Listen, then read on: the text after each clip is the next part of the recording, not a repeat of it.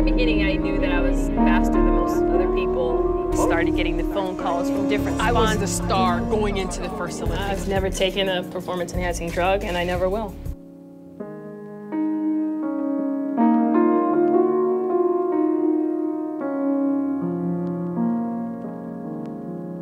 Her doing what was expected of her, winning, putting it on the line. I want all of you to know that today I pled guilty to 2 counts of making false statements to federal agents. Jones must surrender herself to authorities by March 11th, although she'll likely turn herself in before that. Because of my actions, I'm retiring from the sport of track and field. Marion Jones was on her way to becoming the greatest track and field athlete, man or woman, who ever lived.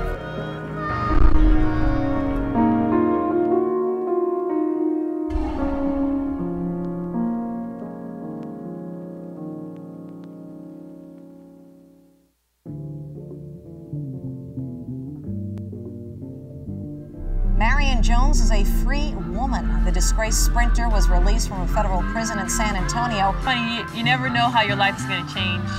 And you think that you kind of know it all. Now you say I'm from round away, yo, and yesterday was I wouldn't advise properly, and I made a mistake. However, I'm coming back from my mistake, and she don't want them to make the same mistake. No matter the fashion of my hair, my shoes, I will always do just what I choose. Don't expect of me what you would do. We were raised differently, I ain't you, but that don't. Never in my life did I imagine that I'd be speaking in front of you all. I never imagined that I would have gone to prison. I think she's making a bigger difference than when she was running, because now she's able to get out and speak to the youth and try to help someone else. She's confronted her past. She's accepted it, learned lessons from it. She is 34 years old. She hasn't played competitive basketball in a dozen years. But I remember when she was in college. I think it's fantastic. She needs to do something physical because that's what kind of person she is. You don't come across pure athletes often. But she's like shooting these jumpers all in my face. I'm like, hold up, track girl.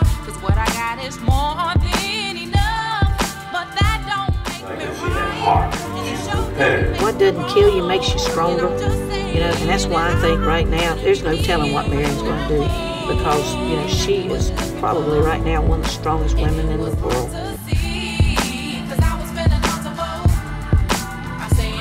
If you don't see somebody who has been down here, if you don't see them crawling back up and getting back up here, you know, you think that it can't happen. I'm in it to win it. That's what they say, right? I think it'll be in the eyes of the beholder, and I know that in my eyes, Marion will always be one of the greatest professional athletes to have graced this earth.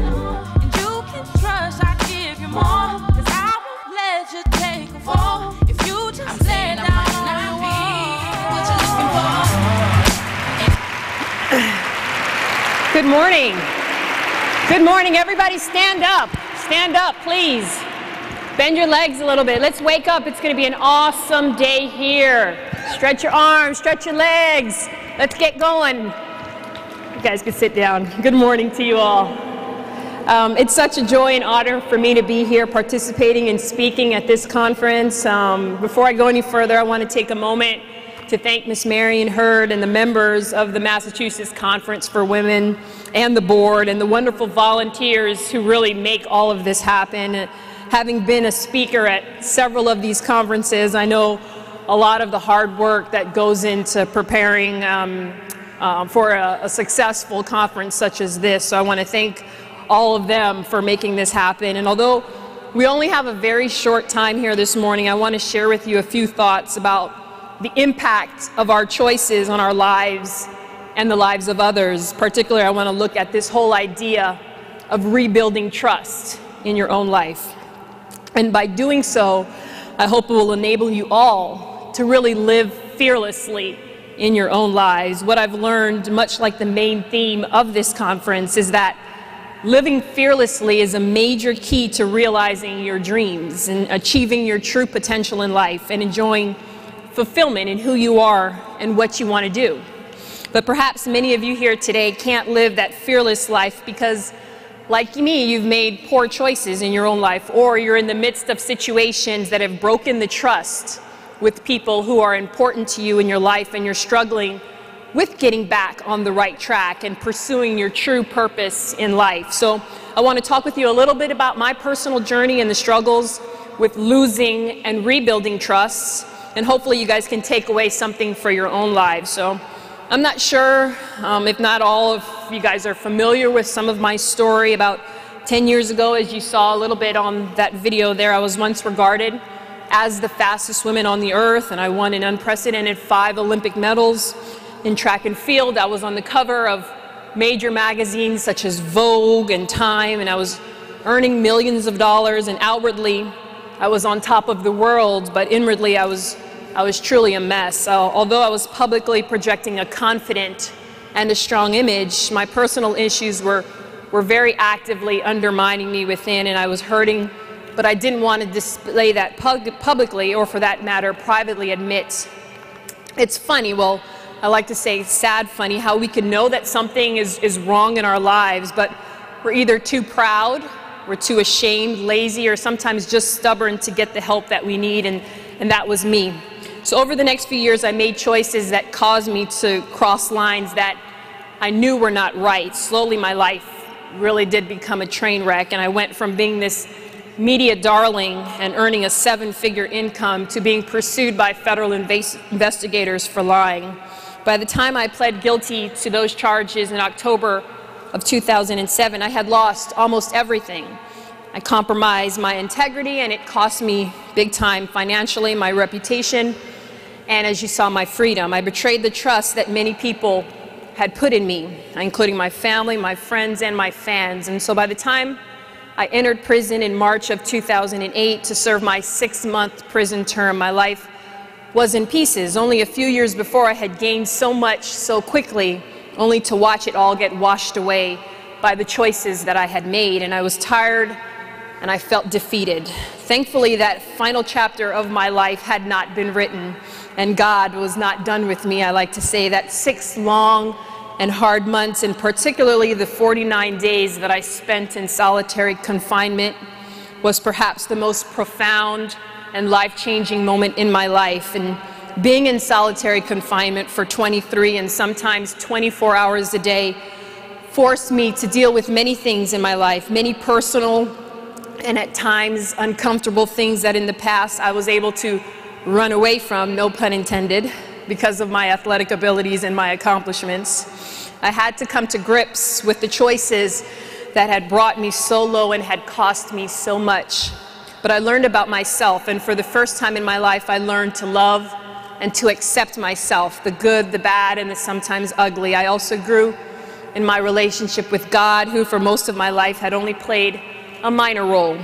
So through the prayers and encouragement of my family and my friends and supporters, I made it, and by grace and by faith, I found a purpose for my life that I always knew was there, but I was either too afraid or too busy to access it, to use my platform to share about my experiences, to share about my failures, triumphs, and faith, to help others avoid certain bad choices. But in order for me to live out that purpose, I first needed to rebuild the trust with those that I had disappointed so bad. So one of the most important parts of doing what I do is that I'm now constantly challenged to live out what I taught to other people, and doing that is not always easy, especially in this area of rebuilding trust. As you can imagine, how wonderful it would be to travel around the world talking about your successes. My reality is that I travel around the world and I talk about the mistakes every day of my life. And the real issue with trust, building, losing, or rebuilding it, is that at the core, trust centers on relationship. Trust does not occur in isolation. It involves others. The quality of our relationship with others tends to be based on the amount of trust we place in them and they place in us. Trust usually has to be earned, and it brings with it expectations, responsibility, and accountability. These may be explicitly stated or implied. They may be fair or reasonable, especially in public life, whether or not we realize it. Trust is deeply interwoven in our daily lives. But here's another reality.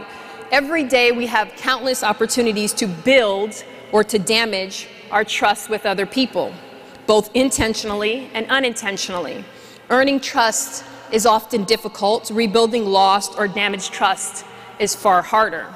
One of the first steps in rebuilding trust is to face up to what you did wrong, whether it be lying or cheating, compromising your integrity, abusing your power, failing to live up to your promises, or not doing all that you should have in a situation.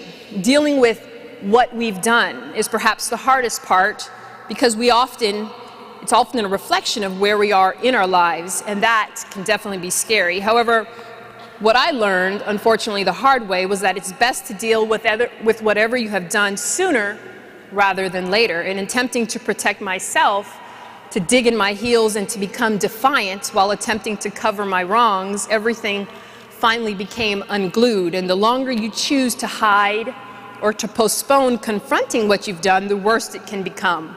The more credibility you lose and the more relationships you put in jeopardy.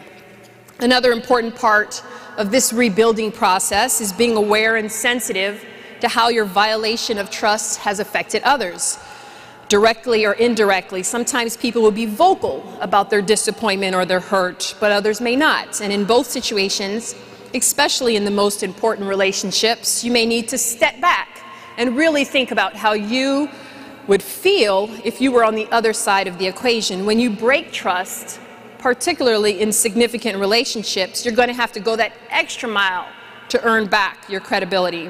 Many times you will be on probation while others observe choices, actions, conduct, and attitude with greater scrutiny. And that process can get very uncomfortable. But again, depending on what you've done, their reservations about trusting you again may be justified. But believe it or not, one of the biggest personal challenges I face was learning to forgive myself. I'm not sure when it occurred, but I realized that if all I ever did was to focus on my poor choices, my failures and my wrongs, or the disappointing pain that I had caused myself and other people, then my life would be over. If I only gave my attention to the negative parts of my life and the things that I cannot take back or change, and not the good in me and the blessings in this world, then I wouldn't have emerged from the darkest days in my life. I would have been resentful and bitter. My life would have been paralyzed by shame and doubt. I would have been trapped by my past. Instead, I found the faith to move forward, to take from the past and to use what I've learned to make the most of second chances. At times, I know that many people may misinterpret this as not being contrite or remorseful. However, it's not that I'm trying to avoid my past, but I recognize that I can't go back and change those things. There's no delete button in my life. So the only real thing that I can do now is focus on the now and the future. So the only real thing that I can do now is ask myself, what can I do today? How can I help others now? These are the main questions on my mind, not punishing myself to eternal purgatory with regrets and what ifs. To me, moving forward means making the right choices out of faith, and what I'm doing is what I'm supposed to be doing on a daily basis. It is indeed living fearlessly in hope that the choices I now make are done with purpose and with integrity, rather than making choices from a place of fear, negativity, or selfishness. I now take a break and I seek the advice and counsel of good people, people who have character, who are smart, and who are genuinely care for me, the person. So how do you rebuild lost or damaged trust so that you can live fearlessly? Well, there's really no magic formula or foolproof way. However, as cliche as it might sound, it's true. You rebuild trust one step and one choice at a time. You step out in faith and you just live. In order to get on the right track, to rebound with purpose and power, and to lead with intention, I realized I first had to rebuild trust with family, with friends and fans, and most importantly, with myself.